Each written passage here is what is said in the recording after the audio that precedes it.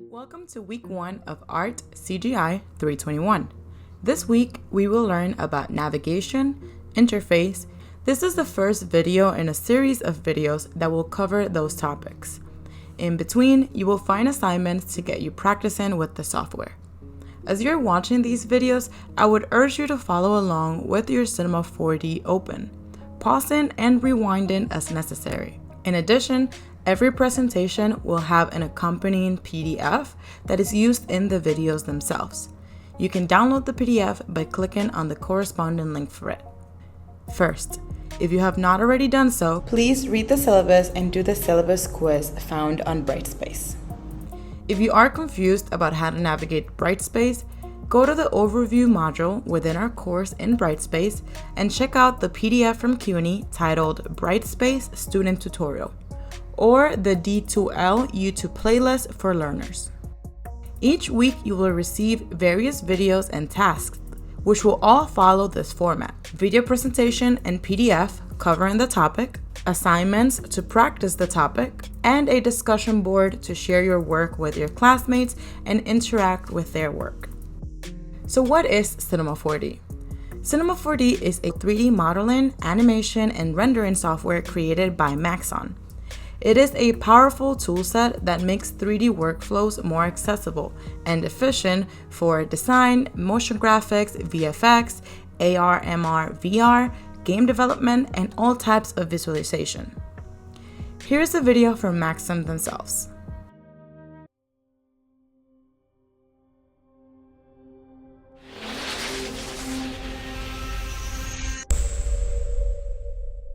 Cinema 4D is your gateway to another world and another dimension. Cinema 4D is the #1 tool if you're looking for powerful, reliable software to bring your creativity and ideas to life. Whatever you can imagine can be created in Cinema 4D. No matter how complex your idea, you can depend on Cinema 4D from the very first polygon to the final scene, rendering, or animation. If you ever wanted to dive into 3D, now is the time. 3D software in general is complex, but we at Maxon believe, and Cinema 4D proves, that 3D can be mastered by almost anyone. What you see here is renowned as the easiest to use professional 3D software. Everything you need is already integrated. You can create scenes, easily add textures and materials, add the ideal lighting, cameras, and the fast enhanced OpenGL viewport displays everything you need in real time. In the end, literally everything can be animated to meet or exceed any demands a director may have, from simple objects to the smallest parameter deep within a hierarchy. With the physical renderer, you get realistic results you never imagined could be achieved on a computer. And if you don't want realism, well, we even have tools for that.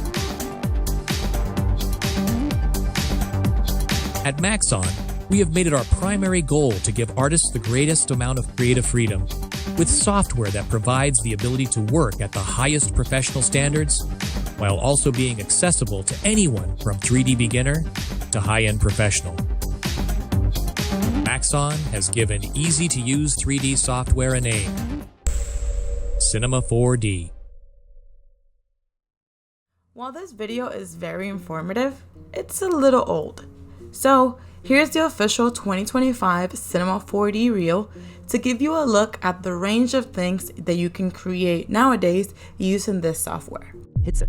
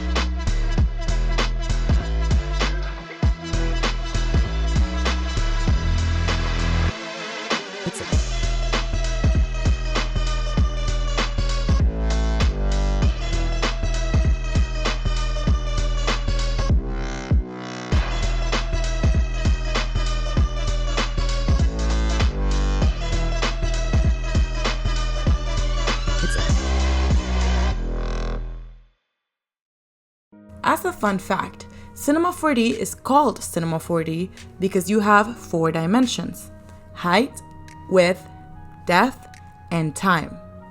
It is designed to be a software for both still 3D images and for animation, hence 4D.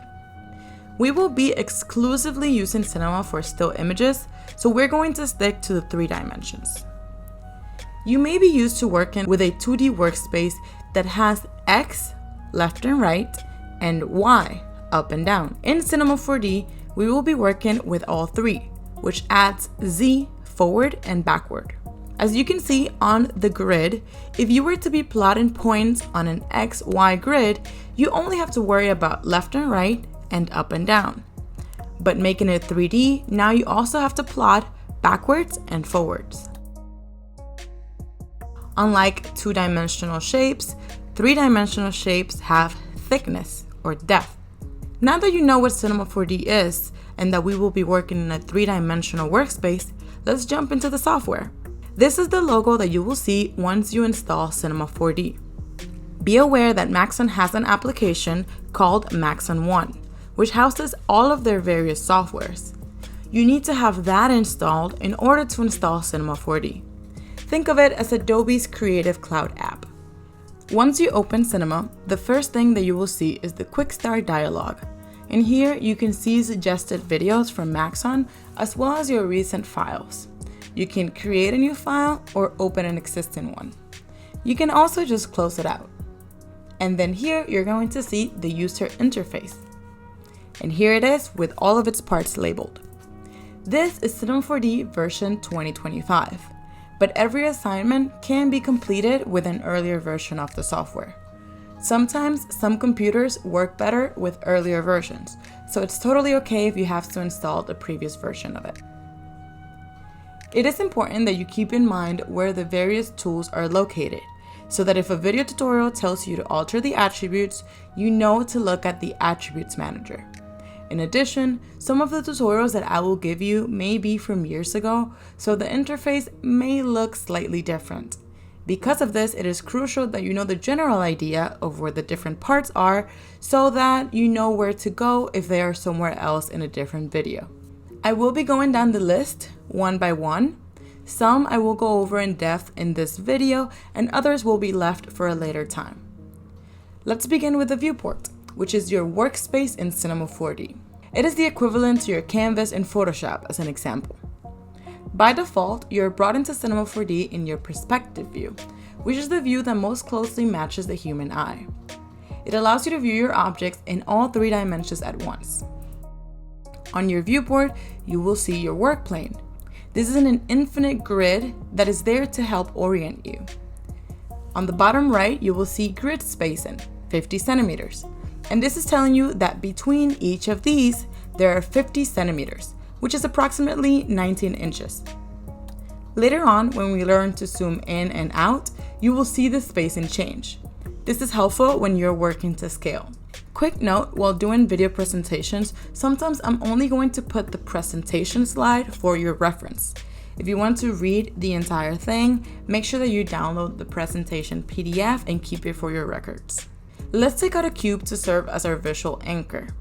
In the Create tools, you will find the Primitives menu under the icon of the cube. Click on it once, and this will take out a cube. All objects come out at 0 in X, 0 in Y, and 0 in Z. This means that they are generated in the center point of all axes, and therefore are at the center of your workspace. Okay, so now that we have a visual anchor, let's learn how to move around it. First, and the easiest way to learn how to move around Cinema 4D's viewport are your Move Tool icons. A little disclaimer is that while it is totally fine that you use these buttons for the first part of the course, I highly recommend that you get familiar with the shortcuts. By the end of this course, you should be able to navigate around the viewport using shortcuts only. There are 2 ways to navigate using shortcuts: the left-hand Alt key and the right-hand left click. This is if you are a righty. I will go over them as we go through the icons. Starting with the panning icon, left click and leave it pressed, move your mouse in circles, and you will see that when you pan, you move parallel to your crosshair, which is this plus sign at the center of your screen. Now, for the shortcuts, try both and see which one you prefer. The first method is holding the Alt key on your keyboard and clicking and holding the middle mouse button on your mouse. The second method is by clicking the one key on your keyboard and clicking and holding the left click on your mouse. Next is zoom. Again, let's begin up at the icon. Click and leave the icon pressed and move your mouse towards the left to get further away from your crosshair, and towards the right to get closer to it. Zoom actually has 3 shortcuts. The first one, hold the Alt key on your keyboard and click and hold your right click on your mouse. Left is zooming out, right is zooming in. The second way is by holding the 2 key on your keyboard and clicking and holding the left click on your mouse. The third way is by using the scroll wheel on your mouse to zoom in and out. Because of these shortcuts and many others, I recommend always using a 3-button mouse when working in Cinema. If you have an Apple mouse, make sure that you activate your 3rd button. Finally, we have rotate. Rotate allows you to spin around your crosshair, so click and leave the icon pressed and spin around. The shortcuts for rotate are hold Alt on your keyboard and click and hold the left click on your mouse. The second is pressing the 3 key on your keyboard and clicking and holding the left click on your mouse.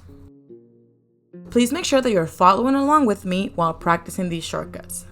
Personally, I prefer doing the left hand Alt key method because I feel more comfortable only holding one key on the keyboard, Alt, and then making the other decisions with the mouse. But you may prefer 1, 2, 3 and the left click, so that your decisions are being made by your left hand instead. It is 100% up to you, but you should force yourself to practice these even if they are difficult in the beginning. Whenever you're working in Cinema, you should aim to have both hands active, one on the keyboard and one on the mouse, like a musician playing the piano. Before we go to the last icon, let's discuss the axis. When you took out your cube, did you notice the colorful lines within it? Those lines make up the cube's axis. An axis is a fixed reference line for the measurement of coordinates. In Cinema 4D, we have 2 different axes, the world and the object. The world axis is the coordinate system of the work plane. This system is unchangeable regardless of how many objects you add or how many times you rotate your camera, and therefore it can guide you similarly to a compass. The world axis will always be at the exact center of your work plane, so 0 in X, 0 in Y, and 0 in Z. Notice how the world axis stays the same as you move around the viewport. On the top right, you're going to find the world axis legend, and this helps you see which color is which axis. Up and down is Y, which is green. Left and right is X, which is red. Backward and forward is Z, which is blue. The axis legend follows the exact position and rotation as the world axis when you move around. So even if I'm completely rotated upside down, I know where my positive Y is. Now, the object axis is the coordinate system of a specific object. It follows the direction of an object and can therefore follow your object's alterations. The object axis is always at the center of your object, and the color coding remains the same. Y is green, X is red, Z is blue.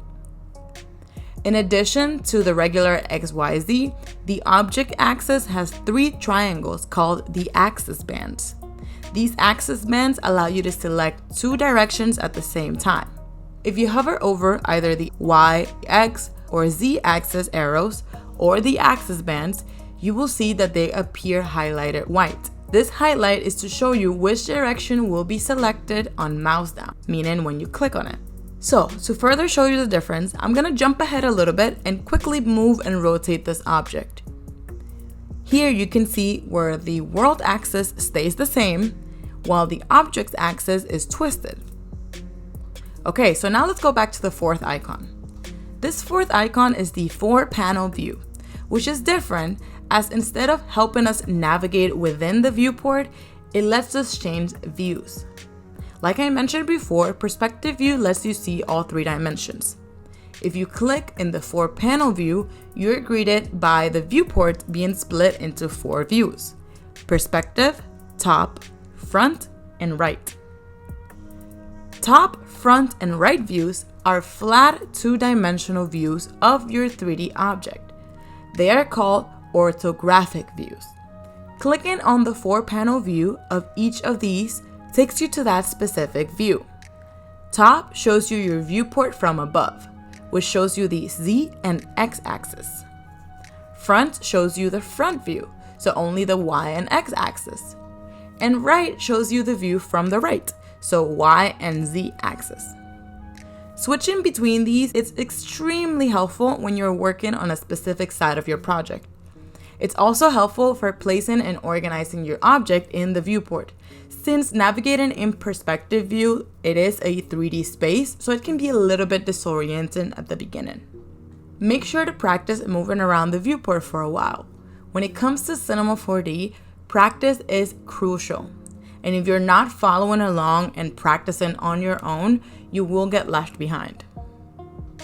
Going back to our user interface, and let's go over some of the managers. The Objects Manager is where all of the objects that you take out in Cinema 4D will live. As you can see, my cube is already there, and it is showing me the icon of a tiny cube and the name cube.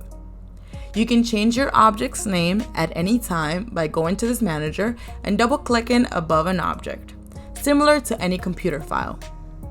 You can also delete any object that is there by clicking on it and having it selected and pressing delete on your keyboard. Below that, we have the Attributes Manager. Here you will see the attributes or parameters of every Cinema 4D object and tool that you select. We're going to go over the attributes a little bit later on. Down here, we have our Coordinates Manager. It is hidden in a button that you have to toggle open and closed, and it lets us see where in space an object is, as well as how much of that space is being occupied. The X, Y, Z are your axes. The first column is the position of your selected object. The second column is the rotation of the object. And the last one is your size. We're going to talk about this a little bit more later on. In another hidden menu up here that is toggled by a button, we have the Materials Manager. This is the place where all of your materials live. We will cover this more in depth near the end of this presentation, as well as later on in the semester. Then continuing counterclockwise, we have the Workplace tools, the Enable Access button, and the modes. For now, you want to make sure that you're always in model mode. We will talk about these at a later date. On the leftmost portion, you have your Undo and Redo buttons. Your Undo erases the last step done, one step at a time, and the shortcut for this is Control or Command Z, depending on whether you're in a Windows machine or a Mac. Become friends with this shortcut. It will definitely come in handy.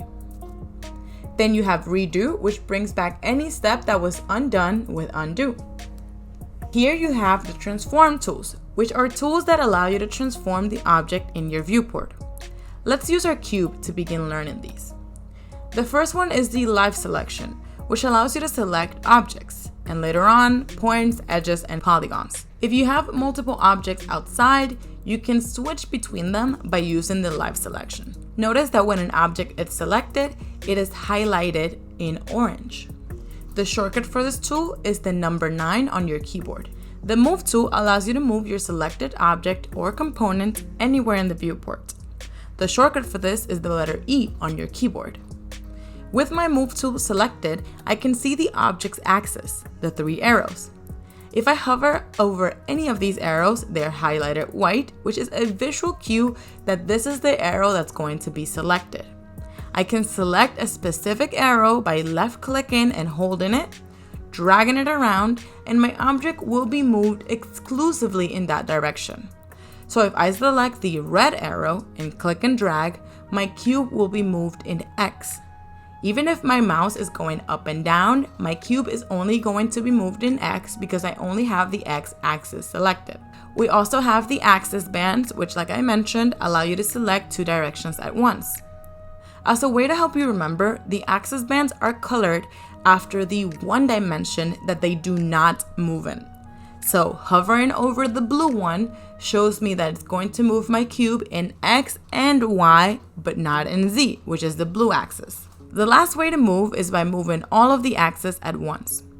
You can do this by left-clicking anywhere on your object that is not the axis, or anywhere outside the object on your viewport. Notice how now they're all highlighted. Take a look at the position in the Coordinates Manager and how it is changing.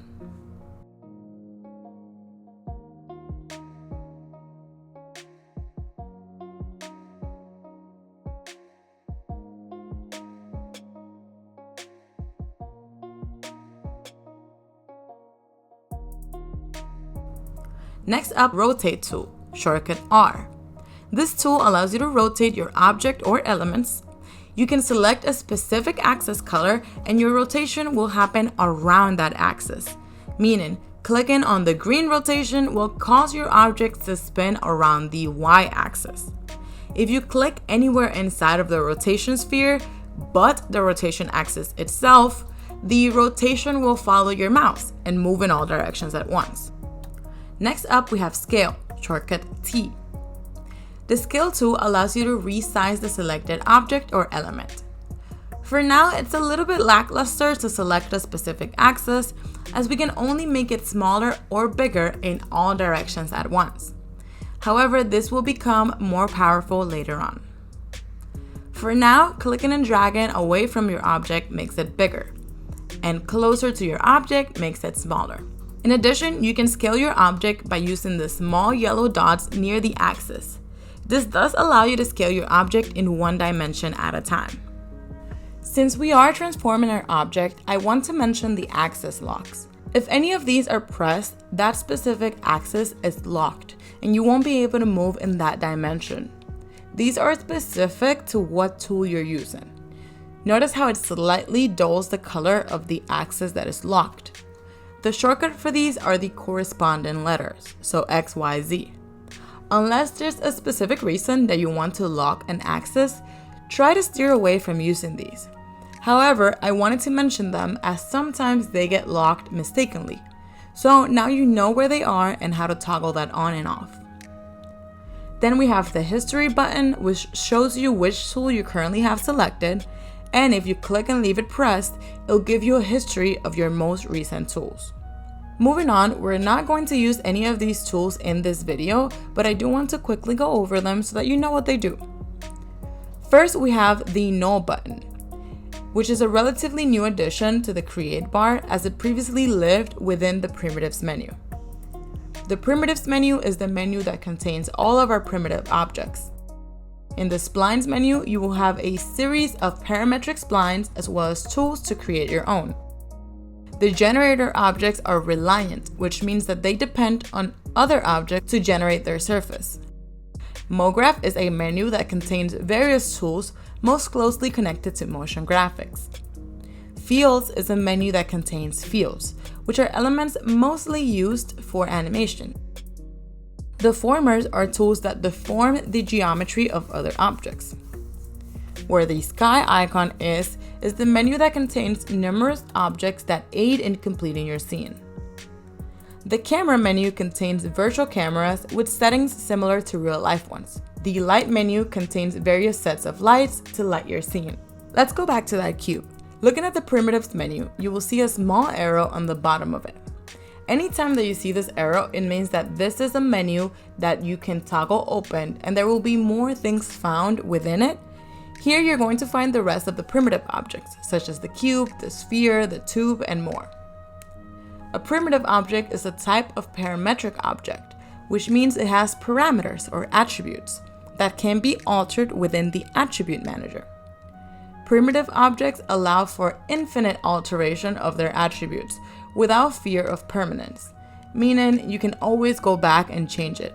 If you don't already have a cube out, take one out by clicking on the menu's initial button or by clicking on the Primitives menu and leaving it pressed and then letting go of the mouse on top of the cube. With it selected in the Object Manager, let's look at its attributes in the Attributes Manager. By default, we start seeing the attributes in the Object tab, but you also have Basic, Chord, and Font tags. Let's focus on the Object tab, and then we'll look at the Coordinate one. In the Object tab, you will find the properties unique to the object selected. In this case, the cube. The values for size X, width, size Y, height, and size Z, depth, define the size of the object. You can change these values by typing the number in, pressing the arrows, and/or selecting the little dots that we talked about earlier. Please note that anytime that you select a new tool, you will see the attributes of that tool. So if you want to scale your object and you go and press T for the scale tool, you have to once again click on the cube in the Object Manager to be able to see the attributes of the cube. Segments add subdivisions to their respective side, X, Y, or Z. These are important when further editing the cube, but just to give you a visual of what they are, they separate your cube into smaller segments. Separate surfaces will create separate objects from each side of the cube. Fillet rounds the object's edges, which is incredibly important for realistic renders, as lighting hits round edges very differently than 90-degree edges. Fillet radius determines how much it is rounded, and fillet subdivision makes the fillet smoother by giving it more segments, or sharper by reducing the amount of segments. Then we have the Coordinate tab. The Coordinate tab is an extremely important one to know, as it is identical for every single Cinema 4D object. First you have PX, PY, and PZ. These stand for the position of the object in their respective axes. Notice how they change as I alter the cube. You can also write in specific numbers here, or use the arrows to change the number. Then we have RH, RP, and RB. These stand for the rotation of the object in their respective axis. By default, this is set to HPB, which is the rotational axis for heading, pitch, and bank. But H is X, Y is P, and B is Z. Lastly, we have SX, SY, and SZ. These stand for the scale of the object in their respective axis. This does not alter the size of the object itself. Instead, it scales the object based on the object's current size. Let me explain this further. Take a look at my cube. In the Object tab, you can see that the size is 200 by 200 by 200. If I go back to the Coordinate tab and put a 2 in the scale of Y, the cube got bigger. However, going back to the Object tab, you can see that the Y remained the same. So what happened is that the size in Y of the object got multiplied by the scale, which is 2. And that gave me 400, which you can see in the Coordinate Manager. Once again, make sure that you're playing around with these attributes yourself. Don't just take my word for it. Then let's shift gears a little bit and talk about materials. Materials are the colors and textures that you can create inside of Cinema 4D. We will do a very basic introduction to materials just so that you can color your assignments.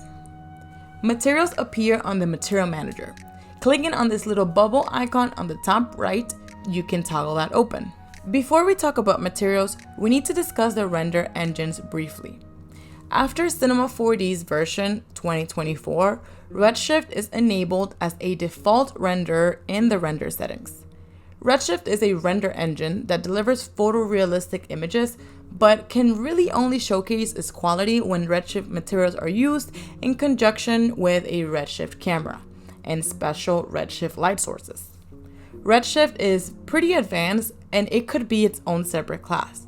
So for the purposes of this introduction, we're going to switch back to the standard render.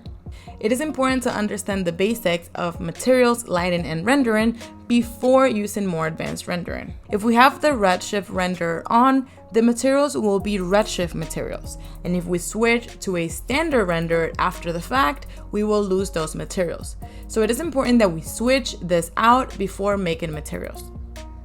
To do this, click on the icon for the render setting button, which will open the render setting window.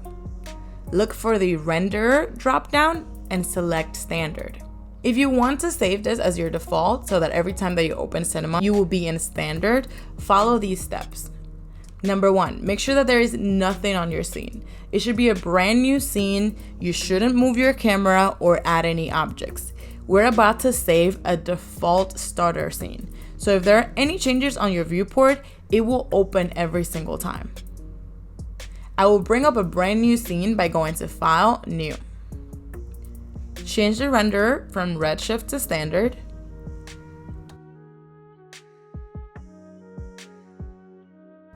Go to Window, Customization, Save as Default Scenes. Back to our materials. Now you can make your materials and they will be standard materials. To create a new material, simply double-click on the Material Manager or click on the plus icon. A thumbnail is displayed for each material, which by default shows you how the material will look on a sphere. To apply a material to an object, simply select it from the Material Manager, click and drag it on top of either the object in the viewport or the object in the Object Manager. In the Objects Manager, when an object has a material on it, the thumbnail of said material will appear next to the object.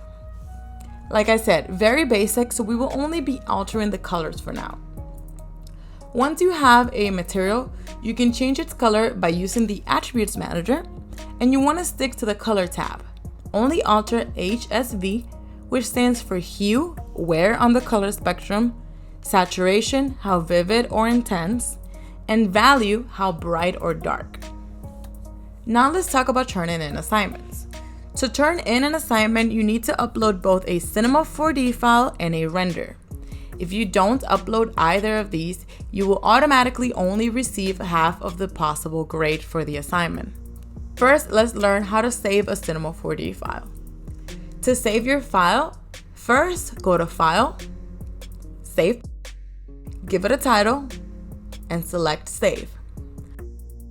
This gives you a computer file with the extension .c4d. This is your Cinema 4D file. A faster way to save is using the shortcut Ctrl+S or Command+S, which takes you directly to giving it a title and saving it. Then we have rendering. 3D rendering is the equivalent of exporting the work done within a software to an external image or video. We will cover rendering more in depth in future weeks. Today, we're only going to talk about the basics. There are 3 icons up here which are called your render tools. We already discussed how to change your render settings from Redshift renderer to standard renderer. Please note that I will not accept any work in Redshift, and I will ask you to resubmit in standard. Again, any material that you create in Redshift will be lost once you change to standard. So make sure that you change to standard before you even start. The icon on the left is your render view, which gives you a viewport preview of how the final render will look.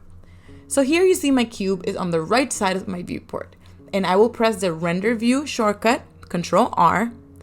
The background will now go black because I don't have any other elements such as an environment or a floor or anything like that, and the default background color of Cinema is black. As you can see, whatever I see on the screen will be what will be rendered.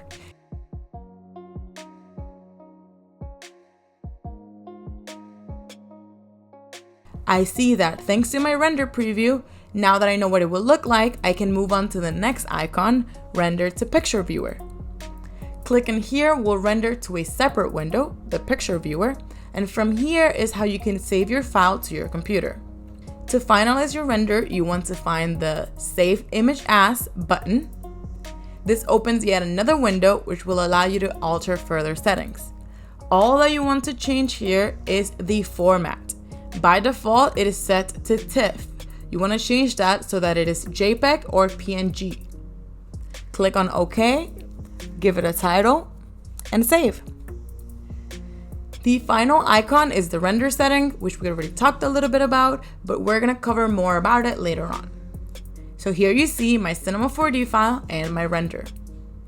These two are what I want you to upload for your assignment. Some assignments are only going to ask for one render, while others may ask for multiple renders from various angles. These last few slides are tips and tricks from today's presentation. First, some shortcuts. Some that I did not introduce earlier are O, which allows you to jump to your selected object. So here I am jumping to the specific cube that I have selected in the Objects Manager, even though I'm very far away from it, by just pressing O on my keyboard. Control-C and Control-V allow you to copy and paste objects respectively. You can copy an object after selecting it in the Objects Manager, Control-C to copy it, and then Control-V to paste it in the same Objects Manager. It will be pasted in the same place the original one was. If while playing around and navigating the viewport, your camera got all twisted and messed up, you can reset this easily.